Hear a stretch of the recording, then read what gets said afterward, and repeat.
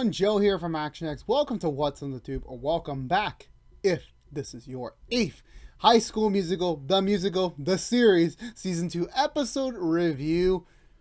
How the hell did we go through 8 weeks? Or it's already been 2 months. By this time next month, we'll be wrapping it up. We'll be getting to the biggest, most experimental stage of What's in the Tube ever. I'm excited for it, but I'm like, Jesus, we're in July now. That's the thing. Summer's going by too fast. But enough about summer. Let's talk about, well, they're in winter, so I guess, whatever I may say. Let's get to this week's episode, where honestly, last week I said that was the best episode. This week topped it, and it's for just the show to now have this natural progression. I really hope they don't stop with the leveling. And honestly, now that I figure out, I don't think I've even watched the promo for next week's episode because I had a lot going on today. I have a lot going on the next few weeks, so I apologize if these What's in the Tubes are coming out a little bit more later than normal, but we are currently in our summer break of sorts. All the shows are currently on break, and we're just trying to figure things out, so I apologize for that. But anyway, I really loved this episode. I really did. I thought this was also Olivia Rodriguez's best episode yet, and I will say this, that she's gonna be something someday. She's like the Ariana Grande of this generation. When I saw her, she was just on a Nickelodeon show. Now she's like a freaking well-known superstar around the world. It's crazy. I swear to God, in the next 5 years, Olivia Rodriguez is going to be that. So mark my words on that. But anyway, so back to this show. Again, it's probably the best one yet because we got everyone did something. We're getting into new directions with some people. We're getting into interesting twists with some, and I'm just all for it as we're now heading into a much more serious second part as we're continuing inching forward towards the big musical, which we'll let's see what happens. Let's see. Let's go for the Butcher Recap. I can't stop, but now I gotta talk about this episode. So we begin. It's been a few days since the whole North High battle, I guess you want to call it, in this war of the I forgot the name of the whole competition they're fighting for.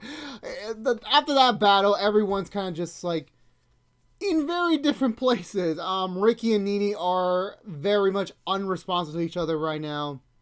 Miss Jen is feeling hurt that Zach did that to her in terms of betraying her and her trust and their professionalism. Big Red's feeling extra jealous because someone paid more attention to Ashley. Well, some French nudity do, which I'm like, of course. The French are always out to steal your girlfriends. I just don't understand why. EJ and Gina seem to be going in a very interesting direction. Basically, everyone is going somewhere. They're not. Everything's not normal right now. We're changing. We're evolving in some good ways, some in bad ways. But as they're about to begin a rehearsal, and they apparently there's a song in Beauty and the Beast called Gaston, and I'm just again, I have not seen the play, I have not seen the movie. I know it's been 8 weeks and I've said it, but I'm legitimately barely have time to do anything, so I apologize that I just can't fit it in. But they do their the rehearsal version of Gaston, which is still pretty good. And also, yeah, EJ definitely was the right choice to play Gaston. He really was. He just muscle wise and also just the charisma wise, he can do no wrong. But also before this, we get a little side set that EJ's not we'll get to that later. But even after this is one rehearsal, Nene hasn't showed up quite yet. And however, Mr. Teacher over here, which I remembered his name for fraction of a second when I was watching the episode, and now it's completely gone from my memory. He comes in to kind of break the bad news to them, because of their actions by infiltrating North High. They are being suspended from production for a whole week, so they cannot do any sort of work on the play. They can't do anything on school ground. Basically, the show is on hiatus. They haven't even really gotten started yet, and they already have to take a week off. And everyone's not happy, but at the end of the day, they did go to North High. I mean, sure, it was just Miss Jen, but she could have written that out as a teacher excuse, but the students didn't have to go. They didn't have to. So, as their punishment, they're not going to work on the play for the whole week. So, this was morally based back on, we're focusing on the characters again, and we're focusing on that. Which I do love. I do love it when we focus on the characters and put them in interesting places to go across.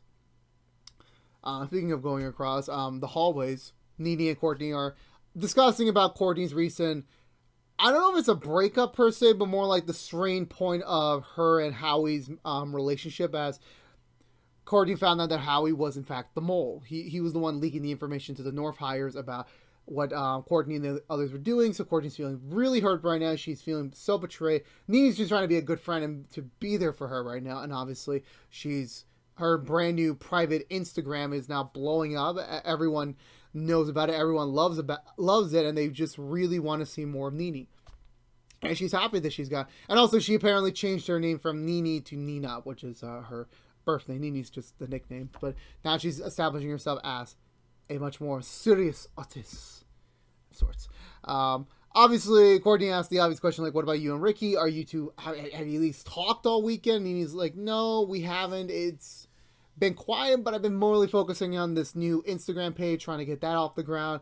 That was the priority for her this weekend, regardless of what strain that her and Ricky are going through. And Ricky just happens to be right behind her, and it is very much awkward city. This is a conversation that, like, it has to happen, but it's gonna be awkward to kind of get through it. So they kind of just like, they don't really touch upon the issue itself. They just talk about like, about Nene's new Instagram page that was that a response to Ricky telling her that, Ricky believing that the song was mostly about Nene being trapped in a glass container set by Ricky, and that this was her moment to finally break free. Nene's like, no, those are two completely separate, unrelated things. This is just me finally beginning to like actually put myself out there as like a legitimate singer, and everyone is really supporting her. Ricky isn't at the current margin, but Ricky's just thankfully Nene tanges the conversation to more of like, look at all the positive support these people are giving me, and she stupidly gives Ricky her phone, and Nene also stupidly goes along for this free wardrobe thing that the school's getting, and Ricky still has her phone, and Ricky sees this comment from a dude saying that, hey, we want you to collaborate with us, we would love to have you. Ricky, in a fit of jealousy, deletes the message, but he realizes, and half a second later, they're like, oh shit, I made a mistake. And I will give Ricky credit that he realized his mistake. Second thing is that it was still a stupid move, and this is definitely giving me like some EJ flashbacks from his stupidity from the first season, when I think it was like he went for Nene's phone to do so. It's like, oh my god, Ricky, you freaking stupid ass fool.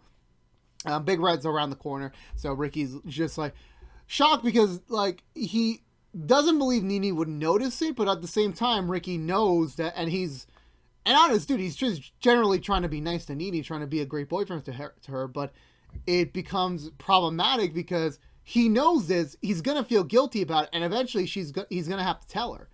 And now Ricky's just like, what do I do now? Back in a classroom, which apparently EJ attends a junior class for some reason, which is kind of weird because normally when I was in high school, but that's this one little mistake in Spanish class during my junior year, normally you're like paired up with other members of your class with your grade. So it was kind of weird for EJ to be paired with all the other Wildcats that are juniors. But that's besides the point. Even we get some little bit of flirtation between EJ and Gina right here, but it's interrupted as EJ's dad walks through the door talking about Duke and talking about legacies and talking about all that sorts, and he brings EJ up to the class to tell him that you're in Duke, you got in, despite the rejection letter. But while everyone's celebrating EJ's recent success, it turns out EJ's dad just made some calls and basically pulled some strings to get EJ through to Duke, which honestly is kind of shitty. I don't know of anyone, like, there's a difference between being a legacy and then also like getting your own criteria to get to that place. EJ definitely felt like the person, like, he knew he had to get into Duke, but he had to get in on his own merits. And the fact that his dad, even with the projection, says, no, my son has to be in Duke, we have to put him in there, it's kind of unfair because, I mean, if anyone remembers the whole the college admission scandal back in 2018, I want to say it was the one that Lori Larner was in, and obviously for me, how I talked about it with my friends I think we were just like, they were wrapping up college. I was still figuring some stuff out. We were talking about it. It was basically, it boils down to like, there's a certain amount of slots open for incoming freshman class. And the fact that you had to lie to get into that class and you're taking away a spot from another person is kind of how I interpreted it. Where I'm pretty sure because EJ's dad did that for EJ, someone got kicked out. And before you say, oh well, it's they're getting, the college is going to get more money than if they added another student. It's like, no, it's not. Normally there's quotas and certain how many people they need to bring in, and it sucks. It really sucks. And thankfully EJ doesn't fully celebrate because he didn't get in on his own merits. He didn't. He had to get in for some call just because he's a legacy. I mean, okay, in my current university, I'm not the best known name in my school, but whenever my son or daughter gets to pick out colleges and if they want to go to my college, okay, great, that makes you a legacy. But I'm not gonna pull some strings if they get into into my college. Like, no, I'm not gonna do that. Like, if they don't get accepted, there's probably a reason about it, and I trust the school for having that reason. Will I get mad at them? Sure, but at the end of the day, like, there's a reason. And whatever happened to EJ, that was a reason. And now now his dad paid him off so that he can get to that college, which is kind of shitty. But then I think a little bit later on, it was either before or after, like, EJ did like one of those confessional off camera things where he says like, yeah, me and Gina have been getting pretty close lately, and he's like, but we're just friends, don't worry about it. And then he just asked the cameraman, like, did she say anything? Did she say anything about me? And Gina immediately just walks through the door and then walks back. It's like, yeah, she clearly has a crush on him. It's not even that obvious. It's not even that obvious. And believe me, I'm the expert. I'm the expert.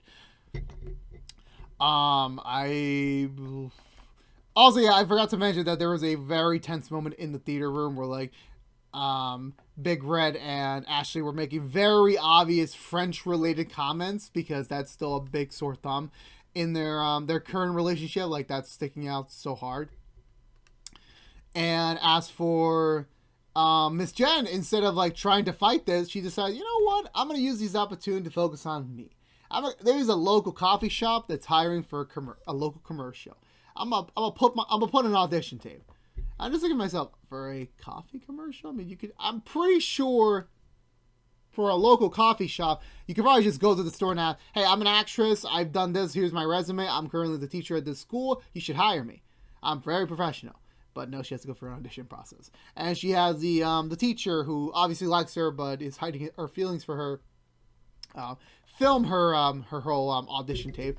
And it was actually nice to actually get to see them, like, actually, it felt like a trifecta of Miss Jen in terms of her romance life. As 2 weeks ago, we got her and Ricky's dad, which clearly there is a connection there. There is, but at least for now, Miss Jen's going to keep it professional and just stick to just being Ricky's teacher and not his potential future stepmom. And then as for Zach, there's definitely some chemistry there. Definitely there is, but considering how Zach has not really changed his ways that much, is not really helping. It's making Miss Jen's choosing process of picking him much more easier. So having this complete the trifecta, and there's definitely the case of like, yeah, these two are completely different from each other. They do not have things in common. They're just fellow peers as teachers, and that's basically it, no more. But however, there is some sort of connection. There's some familiarity of them. I still remember the Thanksgiving episode last year where Miss Jen was still stuck at the school working, same with him, and they had a moment where like they really bonded because they were both lonely. They didn't really have many people to call friends that weren't their students, and it sucked. And here, like, that bond kind of continued a bit as, he's obviously aware of his feelings for her, but she's kind of oblivious because obviously she was focusing on both Zach and Ricky's dad. So for the longest time, she never really considered him as a potential viable romantic suitor. So going around here, I think we do eventually get back to Ricky and Nene where, Ricky is... I don't remember what exactly was the build up to this scene. I think it was just mostly Ricky still being a little bit miffed about the whole, Nene thing, and I legitimately forgot what the context of this argument was because their voices actually did raise up a level. So I'm like, damn, they're actually getting serious right now. And it didn't reach a conclusion since Courtney stepped in and said, hey, look, this is a public place with paying customers. Please take your arguments outside. And Ricky just leaves because he doesn't want to deal with this right now. So yeah, this was not really a good moment for them. As it kind of simulated that like everything is not right. Also, yeah, I remember that this was the part where I remember that like the whole argument was about the whole Ricky's confessional weeks ago to tell Nene, hey, look, you should come back to town. I really miss you. You should give up your dream to be with me because of the whole what Gina said to him that same time period. And Nene said, look, to tell you the truth, I did come back to Utah. I did come back, but when you told me all that, I was already back. Like I didn't make the decision just to come back for you. I came back for everyone else. Well, you and everyone else, and that kind of hurt Ricky a little bit because like he was thinking like, oh, Nene came back for me, meaning our love is really strong that she was willing to put a pause on her dream so that they could still try to be like a real couple. But in reality, it's just like it just created even more issues down the line. As for Ashley, she tries to kind of make good with Big Red by like proving to him that like, yeah, you're the one for me. I want to be with you. This French snooty guy doesn't really matter, so don't worry about it. And she makes him an entire collage of like about themselves and like Big Red as a person and like and her hopes for where he could go. And she makes the wrong comment of about his tap dancing potential that he should go to another country and develop it, but that kind of doesn't sit well for Big Red because he wants to stay in town. His dream is to run the pizza shop with his mom and his family and his friends. That's his dream. I could tell in Ashley's face that is that a legitimate dream? Like, is it really? But for Big Red, it is. And also the fact that like my whole world is here with you and I can't imagine it anywhere else. And keep in mind, yeah, for me, I'm thinking in the context of like, it's a high school romance. Will it last to college and beyond that? Who knows? But in this instant, like, Ashley made a mistake and it kind of really hurt Big Red that he just walks out because he just wasn't happy with it. And then later on with Miss Jen's audition, she's struggling to capture something authentic on camera, like kind of how I'm doing right now, and she couldn't really figure out a way to get her to get this very simple line out of the way. But the teacher, I keep forgetting his name, the AV guy, he comes up with a solution to kind of make her naturally feel safe and comfortable and capture it when she's not looking, and it works. And they got it, and obviously Miss Jen said, like, you're amazing. You really are. And that really kind of made him blush up a little bit. And he said, look, get out of here. I'll edit it. I'll send it to you tonight. Don't worry about it. So he does, and I'll get to that later. On to EJ. EJ decides to pop by for a visit for Ashley to kind of talk to him about like everything that's going with Duke, but she's not there, but Gina's there. So EJ decides to tell his problems to Gina. And again, you feel something that like you just feel this scene. It's like there is something generally there, and we just don't know what it is. We know what it is, but they don't know what it is. And he just basically pointing out the points of like, I wanted to be in Duke because I wanted to be in Duke for so long, but the way I got there is like it doesn't sit well with me. Like it really doesn't. And he's still figuring out who he is, like what kind of person is he gonna end up being. So Gina decides to do a little exercise where, like, I'm going to tell you, you should tell yourself, no, it's, I'll tell you who I think EJ is. And she does so, and then it's kind of sweet, and then EJ does the same thing to her, and they were really close to a kiss. They really were, but Ashley just walks in at the last minute and kind of like, it kind of like puts the thing up, puts everything in tension and like, kind of lowers the level down, and she's like, oh, do you need me for something? And he's just like, no, I'm good now. I think the moment's passed. And then also, yeah, Big Red and Ashley get to a reconciliation scene. They talk about it, and they make do. They really make do. And obviously, yeah, Courtney and Howie. Howie does like a song for Courtney to kind of like win her back and like apologize for everything. And it seems like they're gonna. I feel like it's a slow recovery process. Courtney's I don't think is the person to kind of forgive and forget right away. This is definitely something that they have to work through over the next few weeks. But as for Ricky and Nene, this was the scene that I'm like, damn, they went there. They really did. It seemed like for a moment Ricky and Nene were gonna get back to normal. They were kind of calm. They were kind of like collected. It's like, okay, let's talk about this. Let's actually, get through it. And it seemed like things were going well.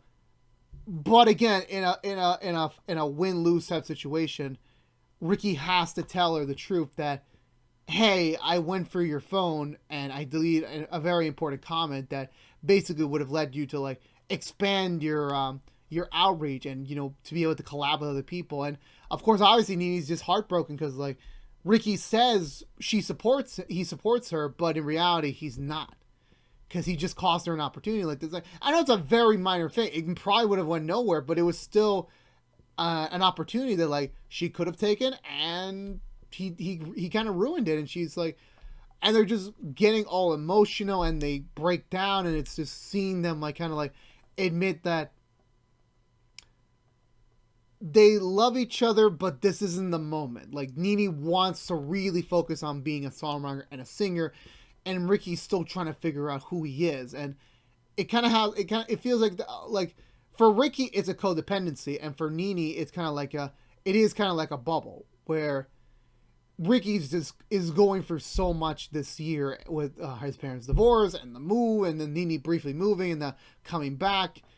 It just seems like Ricky is just so fixated on Nene that sometimes it doesn't feel like it's for romantic reasons, because she's the only stable thing in his life anymore that isn't like Big Red or like even the musical at times. Like she's in, but it's really gotten to the point where it's like he's just doing way too much, but not for the right reason. And for Nene, like, yeah, she's kind of being a little bit held back by Ricky because for the longest time, like since the musical, like the fall musical, it was always like Ricky and Nene. It kind of really, for me, like now that I'm thinking about that and I'm talking about this, it's kind of like a very modern interpretation of Troy and Gabriella, because for the longest time, yeah, when I've seen the 3 movies recently again, and it's along the lines of like, it's always been Troy and Gabrielle. They're always doing everything together, and that's what I felt like this show was going to showcase this season, where it's always going to be Ricky and Nene, and we got those hints at the start of the season, but then when we got more deeper into it, it kind of like really like showed the cracks of things, like, because this is the benefit of a TV show. It's like you really get to explore the longevity of this. Where for a movie, you got 2 hours, you're in and out, you're mostly showing the good times, some of the bad times, but it always ends good. But I always feel like now, like, what if we had gotten the High School Musical movies as shows? Like, what if we got to see more of Troy Gabrielle? Because in those 6-hour intervals, yeah, they're a perfect couple. They belong together. There's just a spark of magic between them. But we don't really get to dive deep into there. We really don't, and see their problems.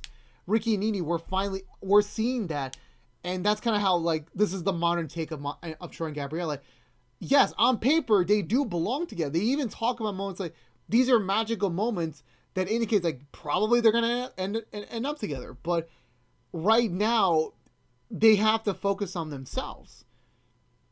And even finally, Nene admits like she doesn't want to break up with Ricky again, because yeah, they need their space, but the last time they took a break, back before the show started, they broke up. And Nene found AJ, and then the whole thing with season 1 happened. It's like, do they have the energy to do that again?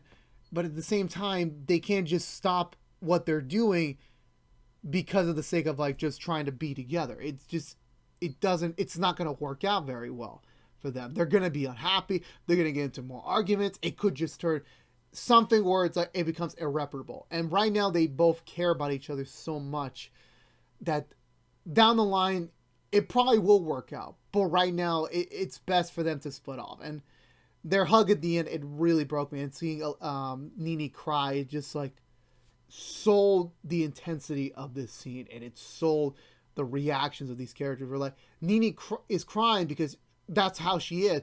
And Ricky's holding it in because like he's cried so much, he's been through so much that right now he's just feeling broken. And I really want to see where these characters go because like they're both heading into different directions now. They're going on separate paths finally. Where at the start of the season they were going on separate paths, but they were still together. Now we're at the point like they're together in the same space, but they're splitting off. Whether that means they're going to explore something more professionally or maybe another romantic relationship, who knows? I feel like this is a strong moment for them to really explore this time period where it's like, let them experiment, let them do other things. And, you know, hopefully they do get back together or maybe they won't. Like that's what I want to see. And we still have 5 episodes left to see how does this new dynamic change the group, the Wildcats group as they head into the musical as we're inching closer. That's what I want. That's what I really want to see. I really do. And, you know, this is what I meant. Like, everything's changing now. Everything's like, we're heading into new landscapes, and I'm loving it. Like, so far, everything is hitting perfectly, and this is exactly where I want to see as we get a montage of everyone. Teacher, I forgot his name, is obviously really swooned with Miss Jen, but he has to keep it professional. Ricky is now broken again. We'll see how he does. EJ and Gina definitely have something for each other. It's definitely clear by the end of the day by this one. And Nini is going to go through something because she's already starting to feel the taste of moving on when we got those last shots. Hopefully it'll be a more healthier one than an unhealthier one, but that's where our episode ends. So for me, again, I think this was probably the best episode of the season thus far. Maybe even the best one in the whole show. I loved it from start to finish. This was just perfect. I really hope the rest of the episodes of the season kind of follow this example and we keep that same level going into next week and the week after that. That's what I love. Again, Olivia Rodriguez killed it in this week's episode. She really did. Everyone else did a really great job, and I really can't wait to see how next week and the rest of season 2 pans out. So for me, I definitely give this episode 2 thumbs up. Definitely recommendation, top tier. Every ounce of praise possible. And so let me know in the comments below. What did you think of this week's episode of High School Musical, the musical, the series? Let me know. I'm always open to the conversation below. So can't wait to see you there. So with that being said, I think that's going to do it for me tonight, everyone, because I still got to bake cookies. So if you're unaware, this has been What's in the Tube from ActionX, reviewing every episode in the 2nd season of High School Musical, the musical, the series. If you want to know what we're doing overall, What's in the Tube besides our High School Musical reviews, we are doing Walker episode reviews each and every Friday mornings after a brand new episode on Thursday nights on the CW, or free the next day on the CW app. Currently, we're on another Walker hiatus, as I like to call it. So, yesterday we did a regular show, Quick Impressions, which was a 20 minutes in and out type of feel. So, go check that out if you haven't checked it out yet. This coming Friday, we are doing our first ever brand new First Impressions. Basically, these are going to be kind of like mini pilots of sorts, where we're going to still be reviewing stuff like a regular episode, but it's just going to be a one-off. But if the support is there and if like people really want me to do it, I'll do more. So for next week on our very first episode of First Impressions, still the What's in the Tube branding, I'm just saying, like the first ever First Impressions, I'll be talking about Monsters at Work, the upcoming Disney Plus spinoff of the Monsters Incorporated University franchise. So that'll be next week. We'll be reviewing both episodes at once. Stay tuned for there. Please support if you want to. But Walker comes back in a couple of weeks, so if you're more inclined for that. But again, if you don't care about High School Musical, you're in luck. We'll be back next week with another episode review for you. Can't wait. I'm really excited. I'm also tired because next week I'm doing another thing and I'm just ready. I'm ready to die. So again, if you're unaware, this has been What's in the Tube from ActionX. If you want to see more of us, please subscribe to ActionX on youtube.com/ActionX videos. Like, favorite, share this review if you haven't yet, but it helps us get us out there to other members of the Wildcat family who has yet to discover us. Helps us beat up the YouTube algorithm I hate ever so much, as well as sharing is free on the internet. Ring that bell for notification when our next HSM review is live, which is normally each and every Saturday mornings. Follow us on social media to stay up to date with any sort of updates for the channel. And until next time, for all you Wildcats out there, I'll see you all next week. But until then, stay safe out there, be good to each other, and as always, peace out.